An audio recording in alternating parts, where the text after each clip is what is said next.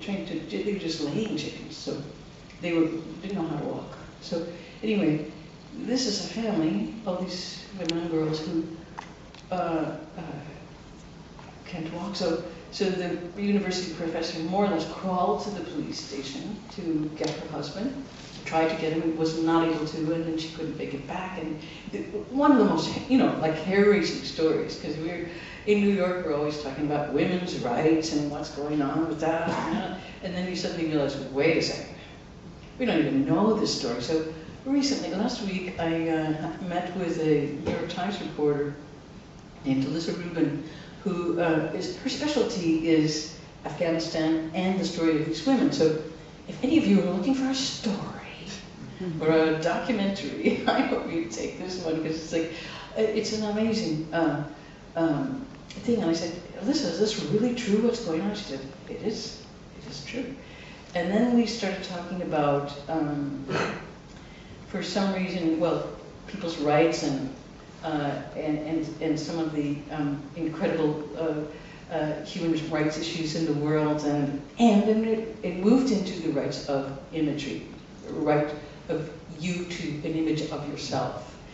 And I was saying to her, if I had been in Abu Ghraib, if I was a prisoner in Abu Ghraib, and I was being abused by a guard and humiliated by a guard, the last thing in the world I would want is my friends to see it, or my image being put up on the internet as a form of pornography, where people are like, yeah, look at that, Abu Ghraib, and she was saying, no, that's not right. You need to stop wars like with photographs. You can stop wars with imagery. Think of my life, think of the little girl and the Vietnam War stopping because you see a little child is being ripped apart. So anyway, it's something I'm very troubled by, the idea of the greater good and your right to your own life, to your own image, and I suppose, you can kind of say, oh, I give it to the world for the greater good, but you don't necessarily have that choice.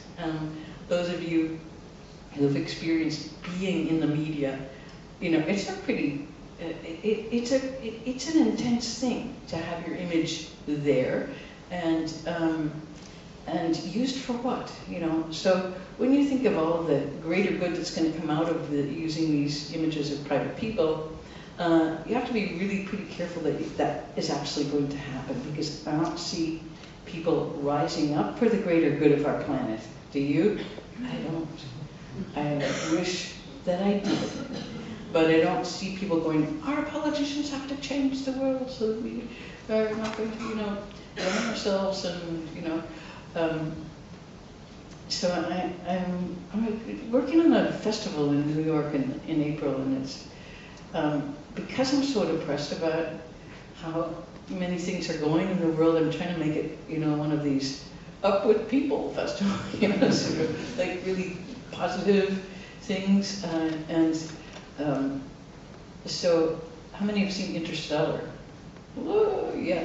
So here you have an answer to where are we going to go? Because like the film I'm making, the idea of a pilgrimage is very central to it. Where are you going? And in the sense of also the beginning, like of Canterbury Tales, where you have all of these images of things pushing up out of the ground, forcing themselves up out of it. Just the seeds, just they come up because they come up, and then it's all of these people looking around at all this force.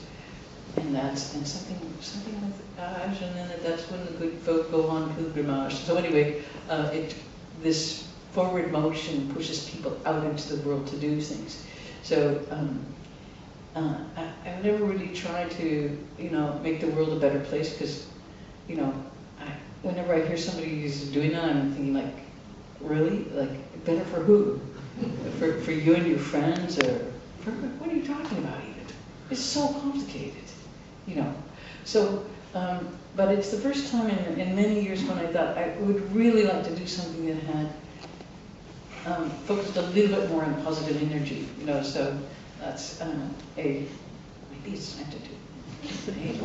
Because we're running out of, seriously running out of time.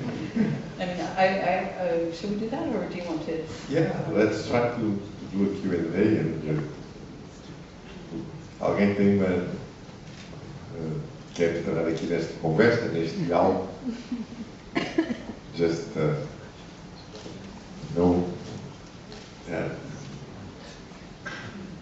It could just be A also. If you have an answer. well.